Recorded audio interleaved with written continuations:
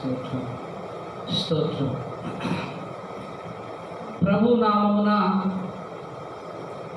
మీ అందరికీ కూడా, ప్రియమైన వీక్షకులకు, సమృద్ధి జీవ సంఘ సభ్యులందరికీ హృదయపూర్వక వందనాలు తెలియజేస్తూ ఉన్నాను. దేవుడు మరొక దినాన ఈ యొక్క మే మాసము చివరి రోజున పునరుత్థాన దినము ఆరాధన చేసుకోవడానికి, ఇలాగూ ఆన్లైన్ ఆరాధన జరుపుకోవడానికి దేవుడు కృప ఇచ్చించుండగా ఆయనకే కృతజ్ఞతలు, స్తుతులు, స్తోత్రములు సమర్పిస్తూ ఉన్నాను. మొదటిగా ఒక స్తుతి పాటతో మనం ప్రభునామాన్ని కనపరచుదాం. మీరు మాతో కూడా కలిసి పాడవచ్చును, సుమధుర స్వరముల గానాలతో. హల్లెలూయా. స్తోత్రం స్తోత్రం. సుమధుర స్వరముల గానాలతో వేలాది దూతల గళములతో కొనియాడబడుచున్న నా యేసయ్యా, నీకే నారాధనా. మహదానందమే నాలో పరవశమే, నిన్ను స్తుతించిన ప్రతి క్షణం. మహదానందమే నాలో పరవశమే, నిన్ను స్తుతించిన ప్రతి క్షణం. సుమధుర స్వరముల గానాలతో వేలాది దూతల గళములతో కొనియాడబడుచున్న నా యేసయ్యా, నీకే నారాధనా. ఎడారి త్రోవలోనే నడచిన, ఎరుకని మార్గములో నిలిపిన, నా ముందు నడచిన జయవీరుడా, నా విజయ సంకేతమా. ఎడారి త్రోవలోనే నడచిన, ఎరుకని మార్గములో నన్ను నడిపిన, నా ముందు నడచిన జయవీరుడా, నా విజయ సంకేతమా. నీవే నీవే నా ఆనందము, నీవే నీవే నా ఆధారము, నీవే నీవే నా ఆనందము, నీవే నా ఆధారము. సుమధుర స్వరముల గానాలతో వేలాది దూతల గళములతో కొనియాడబడుచున్న నా యేసయ్యా, నీకే నారాధనా. పూర్ణమైన నీ చిత్తమే, అనుకూలమైన సంకల్పమే జరిగించుచున్నావు నన్ను విడువక. నా ధైర్యము నీవేగా, సంపూర్ణమైన నీ చిత్తమే, అనుకూలమైన సంకల్పమే జరిగించుచున్నావు నన్ను విడువక. నా ధైర్యము నీవేగా, నీవే నీవే నా జయ గీతము, నీవే నీవే నా స్తుతి గీతము, నీవే నీవే నా జయ గీతము, నీవే నా స్తుతి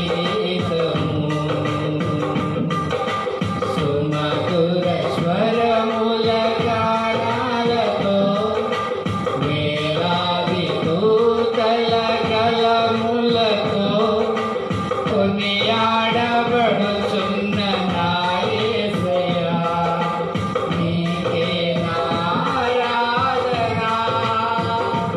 మహదానందమే నాలో పరవశమే, నిన్ను స్తుతించిన ప్రతి క్షణం.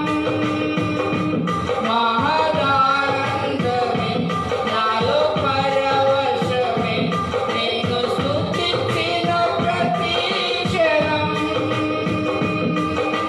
సుమధుర స్వరముల గానాలతో, వేలాది దూతల గళములతో, కొనియాడబడుతున్న నా యేసయ్యా, నీకే ఆరాధన. దేవుని నామానికి మహిమ కలుగును గాక. మన ప్రభువే పాడిన పాట ద్వారా మహిమ పొంది ఉన్నాడు. మనము మరొక పాట తీసుకుంటాం.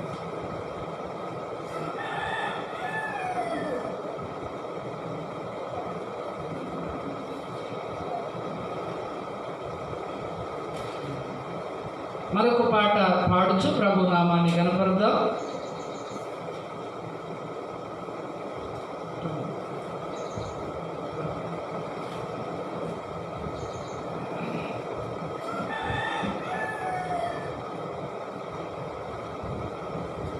హల్లెలూయా పాటలతో స్తోత్ర గీతాలు అనే పాట పాడుకుంటూ ప్రభు నామాన్ని కనపరుద్దాం.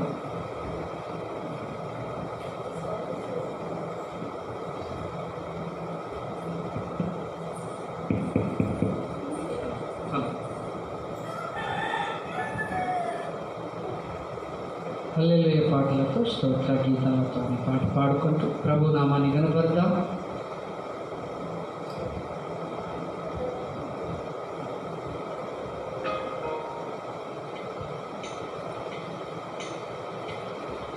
హల్లెలూయా పాటలతో స్తోత్ర గీతాలు,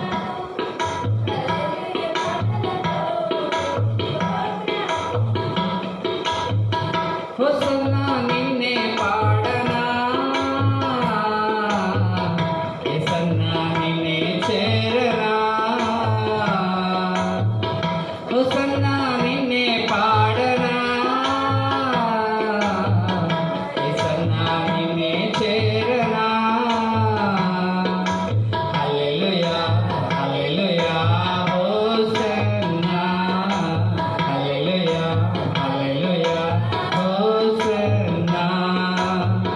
హల్లెలూయా పాటలతో స్తోత్ర గీతాలతో, హల్లెలూయా పాటలతో స్తోత్ర గీతాలతో,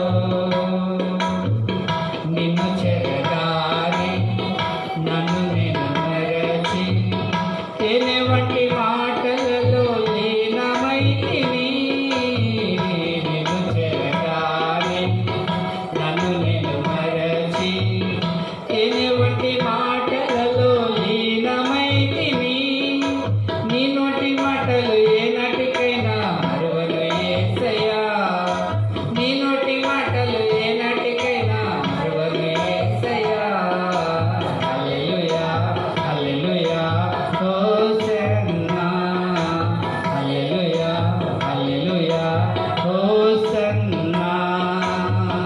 హల్లెలూయా పాటలతో స్తోత్ర గీతాలతో, హల్లెలూయా పాటలతో స్తోత్ర గీతాలతో,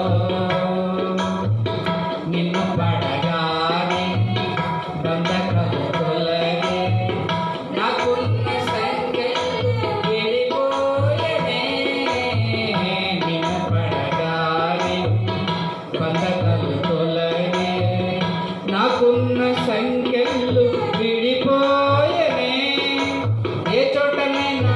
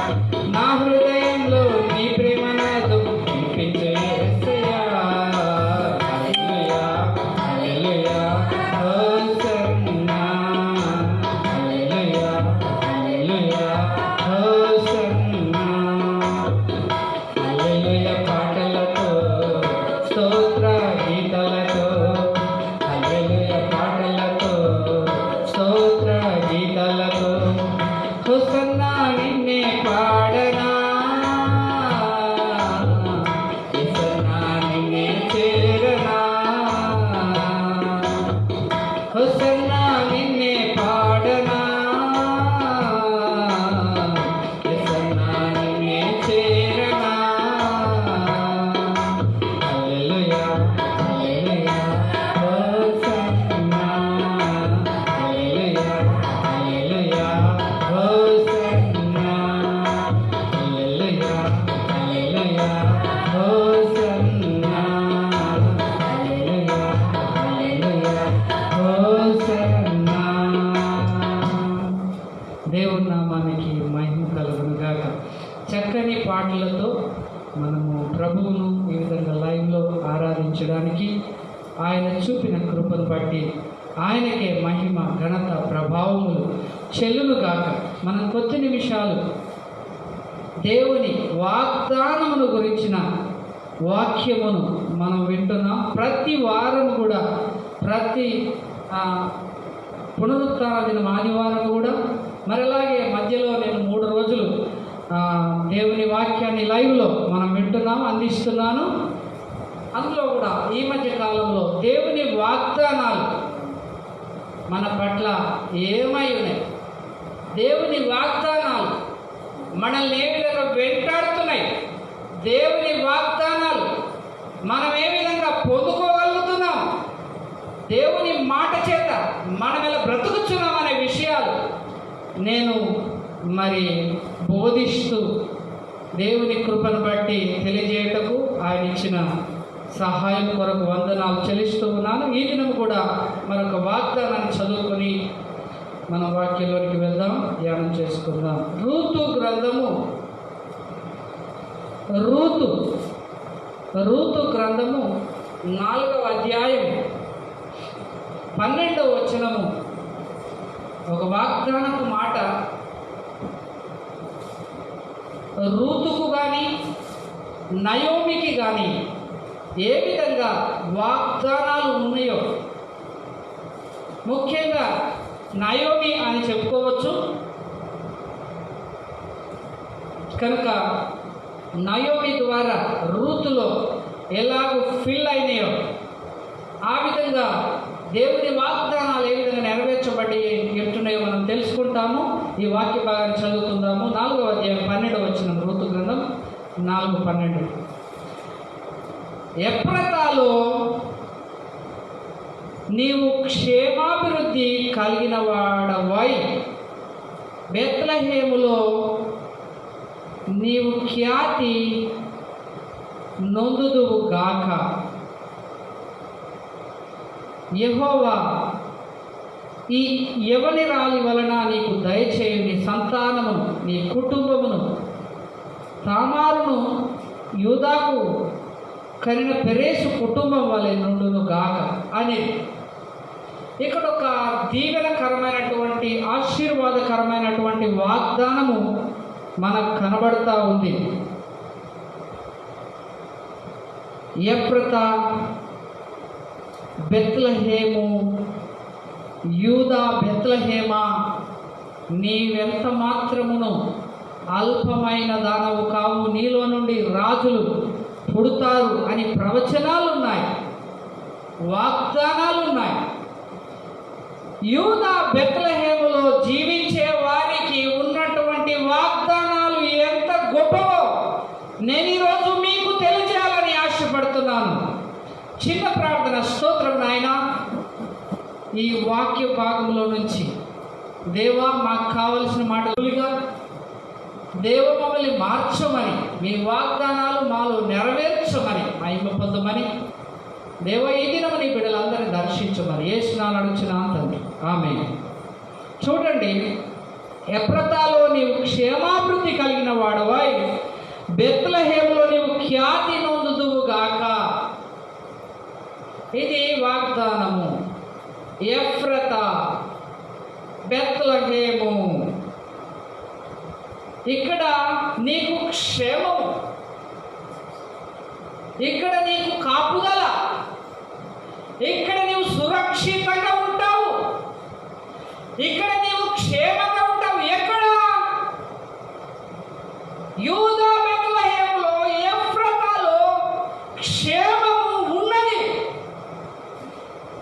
ఇక్కడ క్షేమముగా ఉన్నట్టుగా కనబడినప్పటికీ ఇక్కడ క్షేమము ఉన్నది. ఈ వాగ్దానము బోయాజుకు కానీ, రూతుకు కానీ, నయోమికి కానీ, ఎలమెలకు కానీ, ఆయన కుమారులకు కానీ, ఇంకా ఆ యొక్క పట్టణంలో నివసిస్తున్న ఆ యొక్క బెత్లెహేములో నివాసం ఉంటున్న గ్రామస్తులకు కానీ, యూదులకు సంబంధించిన వాగ్దానము ఇది ఉన్నది.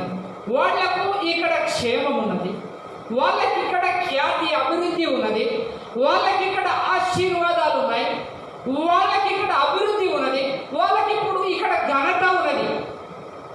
కానీ ఋతు గ్రంథం గురించి నేను 4 అధ్యాయాలలో ఒక్కొక్క అధ్యాయానికి ఒక్కొక్క మాట నేను మాట్లాడతాను. ఈ వాగ్దానము పొందుకోవలసిన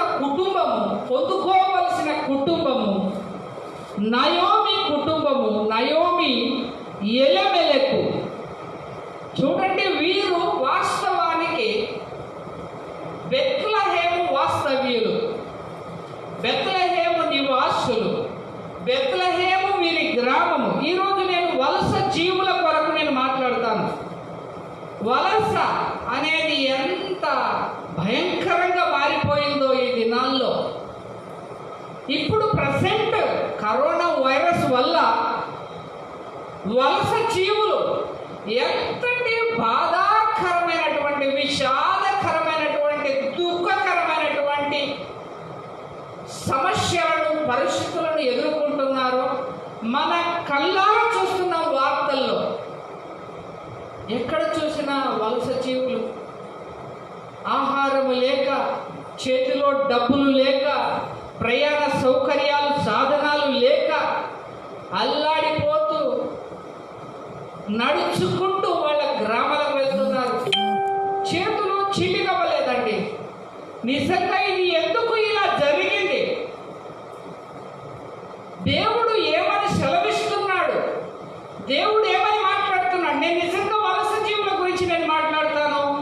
దేవుని వాక్యము ఏమని సెలవిస్తా ఉన్నది? ఇక్కడ చూడండి, బెత్లెహేములో కొద్దిగా కష్టమైంది. చిన్నగా వాళ్లకు కరువు కలిగింది. ఎందుకంటే ఒకవేళ ఎలమెలకు పొలం లేదేమో, కొంత జాగ మాత్రమే ఉందేమో, కొంతమందికి పొలాలు, చేళ్ళు ఉన్నాయేమో. సరే, ఏదో తన గ్రామంలో ఉండవలసిన వారెంతో భక్తి గల గ్రామము, దేవుడున్న గ్రామము, అక్కడ నీతి గల జనుల మధ్య ఉన్నటువంటి ప్రజలు వీరు బ్రతుకుతామని, బ్రతుకు తెరువు కొరకు వారు వలస వెళ్ళినారు. ఎక్కడికంటే మోయాబుకు వెళ్ళినారు. నయోమి ఎలమెలెకులు తన 2 కుమారులను పట్టుకొని బెత్లెహేము నుంచి ఎక్కడికి వెళ్ళినారంటే బ్రతకడానికని మోయాబుకు వెళ్ళినారు. చూడండి, మనం చాలాసార్లు కొన్ని పొరపాట్లు చేస్తూ ఉంటాం. వలస జీవులకు సెలవిస్తున్నాను. నేను కూడా నా ప్రాంతం కాని ప్రాంతంలో నేను ఉంటున్నాను. కానీ నేను దేవుడు అబ్రహాము చెప్పినట్టుగా, నేను చూపించు దేశానికి నీ వెళ్తే నేను నిన్ను ఆశీర్వదిస్తానని దేవుడు నాతో మాట్లాడినాడు. ఆ వాక్యాన్ని పట్టుకొని నేను వచ్చినాను. నీవు అడుగు పెట్టి స్థలము నీతిగా నేను చేస్తానని నన్ను సేవ కొరకు పంపించినాడు. నేను ప్రాంతంలో ఉన్నప్పటికీ నన్ను సేవ కొరకు దేవుడు పంపించినాడు.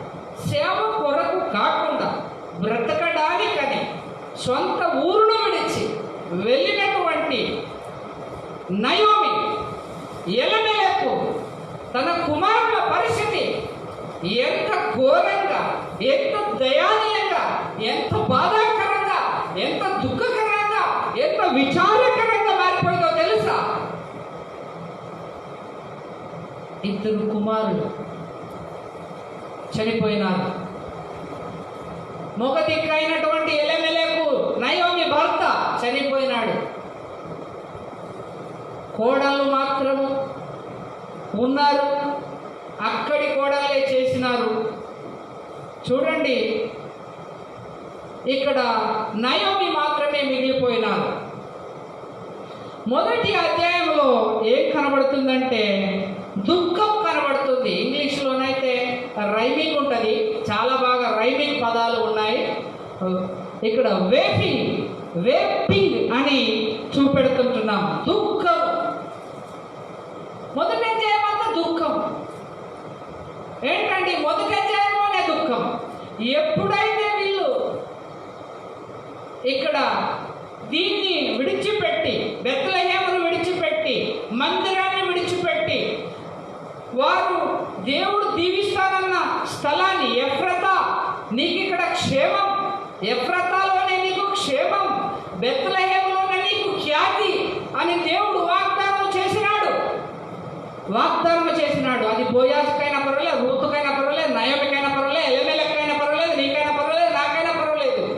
నిన్ను దేవుడు నీవు ఉన్న కాడ ఆశీర్వదించాలని ఆశపడుతున్నాడు. కానీ నువ్వు ఆశీర్వదింపబడాలని, డబ్బు సంపాదించాలని, బాగా డబ్బు కావాలని చాలామంది మరి అనేక దేశాల్లోనికి వలస వెళ్ళినారు. ఇప్పుడు వాళ్ళ పరిస్థితి ఏంటి? ఇప్పుడు వీళ్ళ పరిస్థితి ఏదైతున్నదో ఇక్కడ బైబిల్లో అదే పరిస్థితి మనం అక్కడ చూస్తున్నాం. కొంతమంది బొంబాయికి వెళ్ళిన ప్రియ సహోదరులు ఘోరమైన రోగాన్ని తీసుకొచ్చినారు. చూడండి ఇప్పుడు ఏం జరుగుతుంది. విదేశాలకు వెళ్ళిన సహోదరులు అటే చిక్కిపోయినారు. కొంతమంది మరి ఆ రోగాన్ని తీసుకొచ్చినారు. చూడండి, డబ్బు చేస్తామని రోగాన్ని తీసుకొచ్చినారు. హాయిగా బతికేస్తామని పూర్తిగా దిక్కులేని వారైనారు. దిక్కులేని దానిగా నయోమిని, రూతును విడిచి వెళ్ళిన వారుగా అయినారు. చూడండి, దేవుడు ఇక్కడ మనము చూసినట్లయితే వాగ్దానం ఇచ్చినటువంటి నిన్ను ఎక్కడ దేవుడు దీవిస్తాడో అక్కడ దీవిస్తాడు.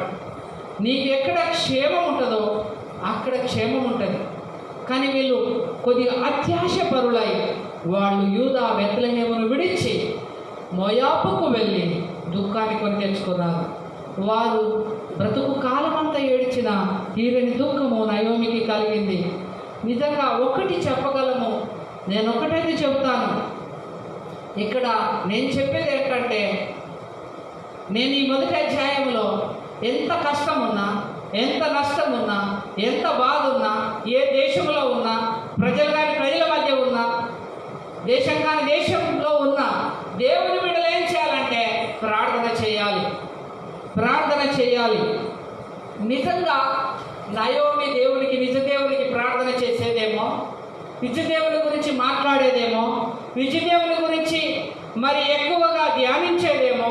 ఇంట్లో ఒక ఆత్మీయురాలుగా నయోమి ఉన్నది. అర్థం నిజంగా ఒక కోడలకు ఆ ఆత్మీయత ఆమెకు వంట పట్టింది, ఆమెకు మరి ఎంతో ఆశీర్వాదకరంగా మారింది కనుక నిజంగా ఒంటరి అయిపోయింది. దుఃఖంలో మిగిలిపోయినప్పటికీ తిరిగి ఆమె తన గ్రామానికి బెత్లెహేముకు రావాలని ఆలోచన చేసినప్పుడు తనతో పాటుగా తన కోడలు అయినటువంటి రూతు కూడా వచ్చి ఉంటున్నది. ఇక్కడ 2వ అధ్యాయంలో నేను చెప్పే మాట ఏంటంటే, వీరు వచ్చిన తర్వాత ఏం చేస్తున్నారంటే, ఇంగ్లీషులోనైతే వర్కింగ్ అని కనబడుతుంది. 2వ అధ్యాయంలో వర్కింగ్ అంటే పని చేయడం. మొదటి అధ్యాయములో వాళ్ళు బెత్లెహేమును విడిచి మోయాబుకు పోయిన తర్వాత అక్కడ దీవింపబడతాం అనుకున్నారు. అక్కడ ఊరికే డబ్బులు వస్తాయి అనుకున్నారు. అక్కడ మనము కొద్ది పని చేసినా బాగా డబ్బులు వస్తాయని అనుకున్నారు. కానీ ప్రాణాలే పోడగొట్టుకున్నారు. కానీ 2వ అధ్యాయంలోకి వచ్చిన తర్వాత వాళ్ళు బెత్లెహేముకు తిరిగి వచ్చింది. నయోమి, మిగిలి ఉన్నటువంటి నయోమి, తనతో పాటు మోయాబీరాలుగా ఉన్నటువంటి రూతు కూడా వచ్చి ఉంటున్నది. అయితే ఇక్కడ పని చేయడం ప్రారంభించినట్టుగా కనబడుతుంది. ఈ రూతు ఎవరైతే ఉన్నారో ఈ యొక్క తన అత్తను మరి నయోమిని హత్తుకొన్నది. నీ దేవుడే నా దేవుడు, నీ దేశమే నా దేశము, నీ ప్రజలే నా ప్రజలు అని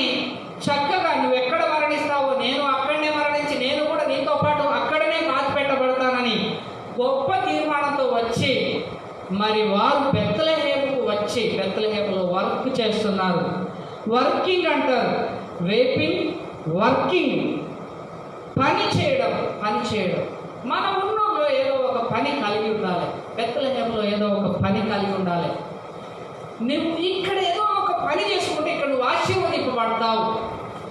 నువ్వు అక్కడ ఏ పని అయినా అక్కడ మొన్న ఒక సహోదరుడు ఇలాగూ వాట్సాప్లో పెట్టినాడు తన బాధంతా, తన గోడంతా. ఆయన గల్ఫ్లో ఉన్నాడంట. అక్కడ ఉన్నటువంటి ఆ యజమానుడు ఈయనను 5 సంవత్సరాల నుంచి రోజు కొట్టుడంట. నువ్వు చచ్చినా నీకు దిక్కు లేదని చెప్పేసి గల్ఫ్ దేశంలో పని కోసం వెళ్తే వాళ్ళు ఎంత బాధపడుతున్నారు చూడండి. రోజు దెబ్బలు తిరుగుతాడు. తలకాయ బాగా కొట్టినాడు ఆ యజమానుడు. తలకాయ బాగా కొడితే ఆయన మరి చెట్లకు నీళ్లు పట్టడానికి వచ్చి ఆయన ఒక పోస్ట్ పెట్టినాడు. నేను ఇక్కడ చాలా కష్టపడుతున్నాను, ఓ ముఖ్యమంత్రి గారు, ప్రధానమంత్రి గారు, మా ఇండియా ముఖ్యమంత్రి ప్రధానమంత్రి గారు మమ్మల్ని విడిపించమని. చూడండి, నిజంగా బైబిల్ ప్రకారం బైబిల్ తెలిసిన వాళ్ళైతే మరి విదేశాలకు వెళ్ళకుండా స్వదేశంలోనే, స్వగ్రామంలోనే దేవుడు దీవిస్తానని అంటున్నాడు, ఆశీర్వదిస్తానని అంటున్నాడు. నువ్వు ఇక్కడ పని చెయ్యి, నువ్వు ఇక్కడ ఏదో పాటుపడు, నువ్వు దేవుడిని చేతికి ఇచ్చిన పనిని చక్కగా చెయ్యి. ఇక్కడ రూతు మరి ఒక పని కలిగి ఉన్నట్టుగా కనబడుతూ ఉంది. ఎప్పుడైతే అది చిన్న పని అయినా పర్వాలేదు, నువ్వు పని చేయడము అవసరము. అది చిన్న పని, పరిగె ఏరుకోవడం. పని చెప్తే చాలా ఆశ్చర్యపోతారండి. పరిగె ఏరుకోవడం ఎంత పని చూడండి. పరిగెరుకోవడం అంటే అయినాది పని. నువ్వు పని చేయ, దుఃఖం ఉన్నదా? నువ్వు చేసిన పొరపాటు వల్ల నష్టాల్లో ఉన్నావా?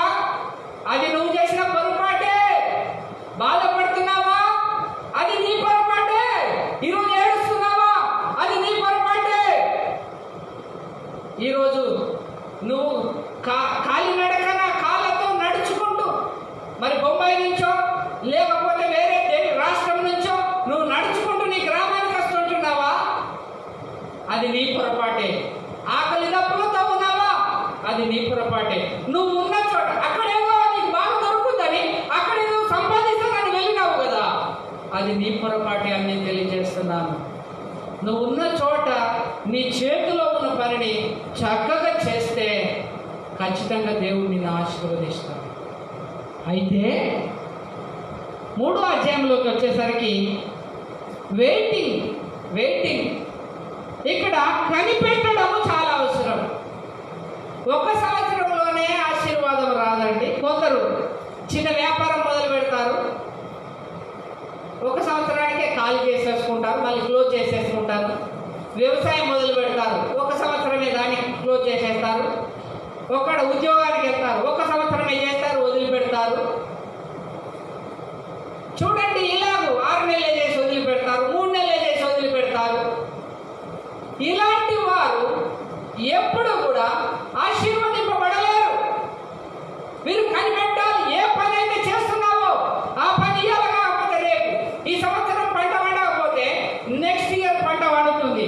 ఈ సంవత్సరం వ్యాపారంలో లాభం రాకపోతే వచ్చే సంవత్సరంలో లాభం వస్తుంది.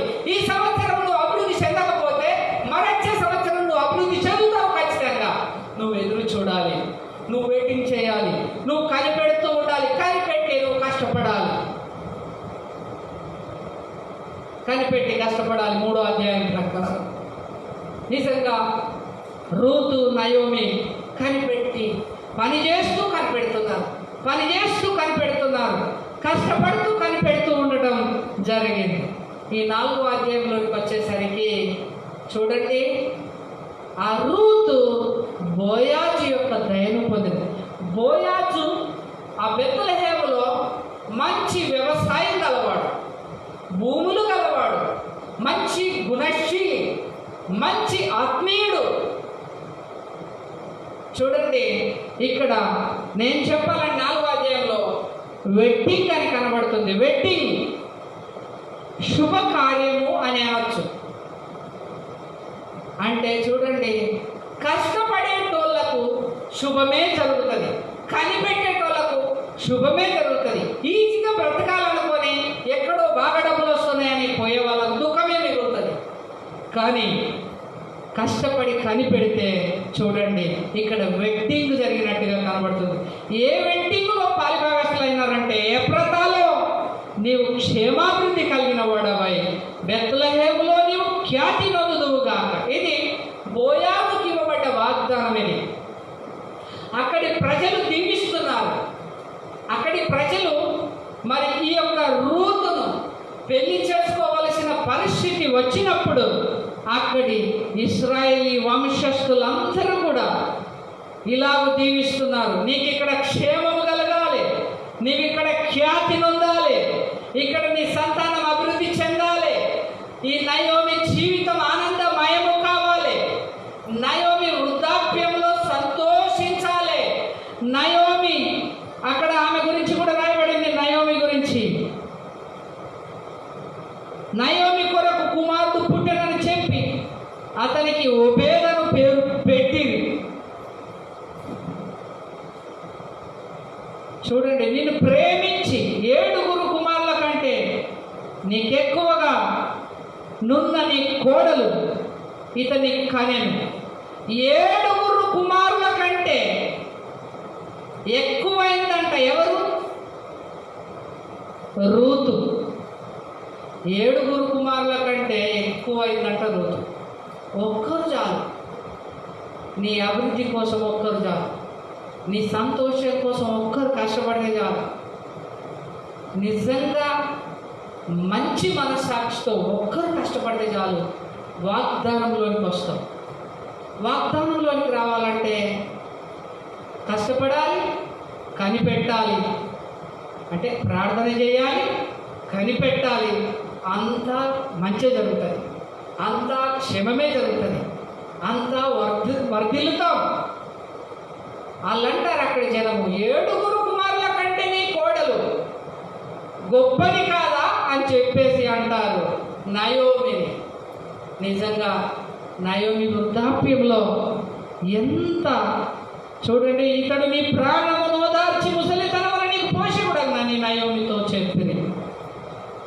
ముసలితనమున నీ ప్రాణాన్ని ఓదార్చే వారు ఒకరు నీ గ్రామములో, నీ ఊరిలో నీకు కావలసినోడు మన్మడు వచ్చినాడు, ఆయన నేను ఓదారుస్తాడు,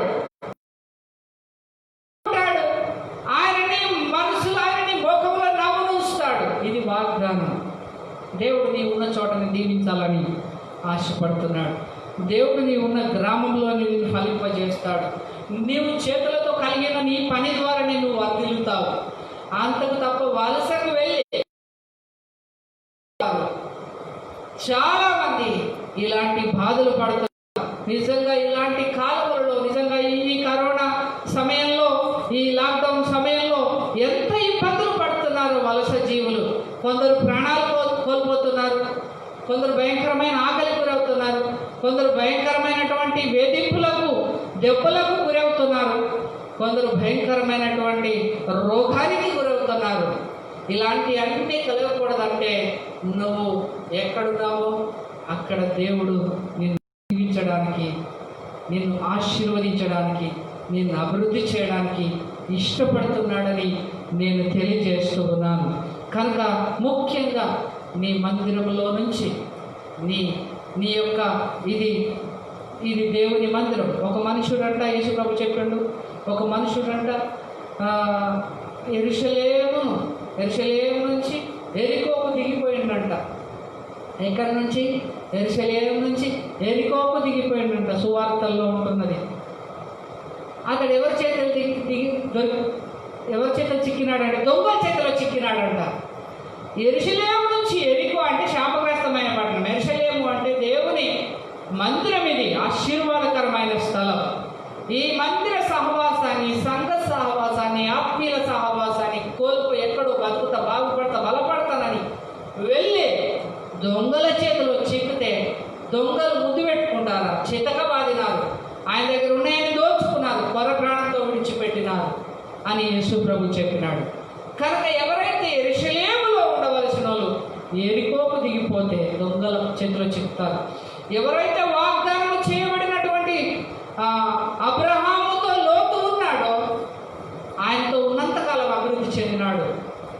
కానీ ఆయన సపరేట్ ఎప్పుడైతే ఆ యొక్క సొదొమ గొమొర్రాను కోరుకున్నాడో, అక్కడ యెహోవా తోటలాగుందని వెళ్ళినాడో, పూర్తిగా కట్టుబట్టలతో బయటకు వచ్చినట్టుగా కనబడుతుంది. అలాంటి జీవితం అవసరమా?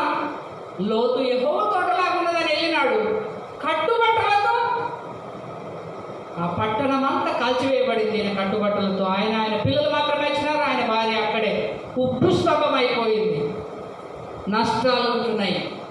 కనుక మనము దుఃఖములో పడడానికి కారణం ఏంటంటే, మొదటి అధ్యాయంలో మోయాబుకు వెళ్ళడమే, సొదొమ గొమొర్రాకు వెళ్ళడమే, యెరికోకు దిగిపోవడమే. ఒకవేళ ఆత్మీయ సహవాసాన్ని విడిచి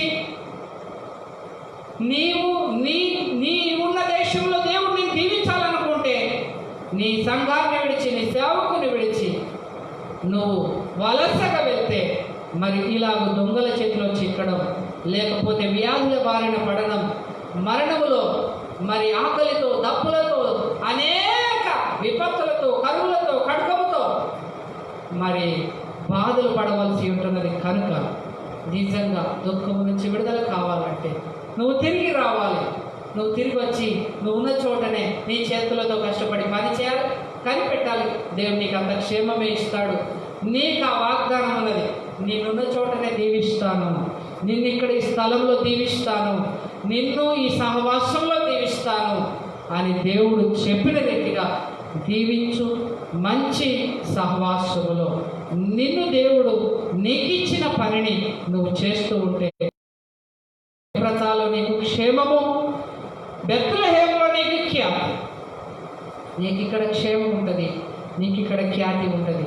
క్షేమము కావాలి, అభివృద్ధి కావాలి అని అంటే నీవు ఉన్న చోటనే, నువ్వు రక్షింపబడిన చోటనే, నువ్వెక్కడ పుట్టిన చోటనే నిన్ను దీవించాలని మరి బోయాజును దీవించి ఆశీర్వదించి, బోయాజు ద్వారా రూతును నయోమికి చివరి ముసలితనంలో తిరిగి 7 మంది కుమారుల కంటే ఒక్క కోడలి ద్వారా ఆనందాన్ని కలుగజేసినాడు.